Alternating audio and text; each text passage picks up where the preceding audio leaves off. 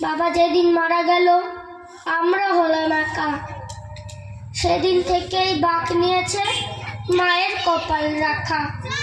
মা বলতো বাবা নাকি তারার ভিড়ে আছে, লেখাপড়া করি যদি নেমে আসবে কাছে। তারায় তারায় বাবা খুঁজি, তারার ছড়াছড়ি। আমার মায়ের মিথ্যা বলার প্রথম হাতে খড়ি।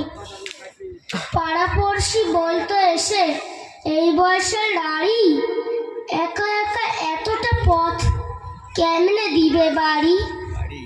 ভালো একটা ছেলে দেখে বিয়ে করো আবার। মা বলতো ওসব শুনে ঘেন্না লাগে আমার। একা কোথায়, খোকন আছে, বিয়ের কি দরকার? ওটাই ছিল আমার মায়ের চরম মিথ্যাচার। রাত্রে জাগে সেলাই মেশিনে, চোখের কোণে কালি। নতুন জামায় ঘর ভরে যায়, মায়ের জামাই তালি। ঢুলু ঢুমু ঘুমের চোখে শুয়ে ফুটতে মার হাতে। আমি বলি শোও তো এবার, কি কাজ এত রাতে? মা বলতো ঘুম আসে না, শুয়ে কি লাভ বল?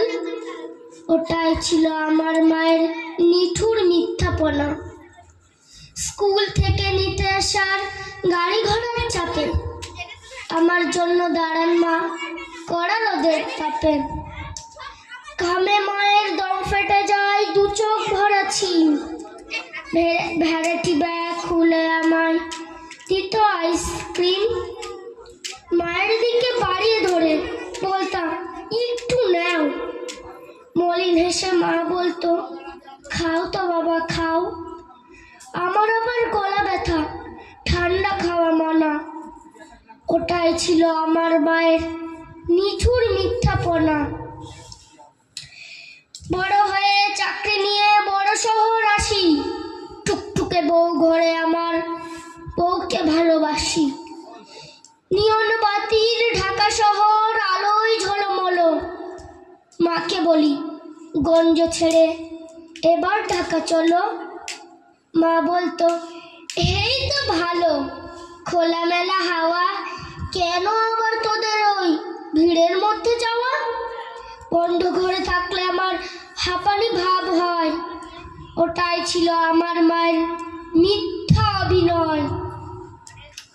তারপর আমি আরো বড় স্ট্যাটাসের অধিবাসী, বিশ্ব ব্যাংকের বিশেষজ্ঞ, সুনাম রাশি রাশি।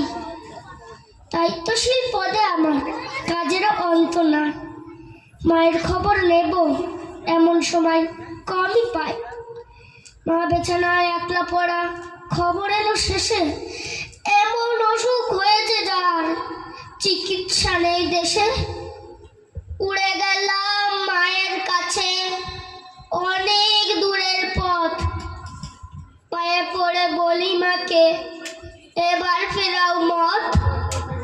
একা একা গঞ্জে পড়ে কি সুখ তোমার বলো? আমার সঙ্গে এবার তুমি আমেরিকা চলো। এসব অসুখ আমেরিকায় কোনো ব্যাপার নয়, 7 দিনের চিকিৎসাতে সমূল নিরাময়।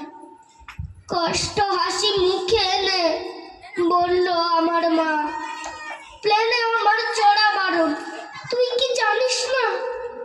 এমন কিছু হয়নি আমার, ভাবছিস অযথা। ওটাই ছিল আমার মায়ের শেষ মিথ্যা কথা। কদিন পরেই মারা গেল নিঠুর মিথ্যাবাদী। মিথ্যাবাদী মায়ের জন্য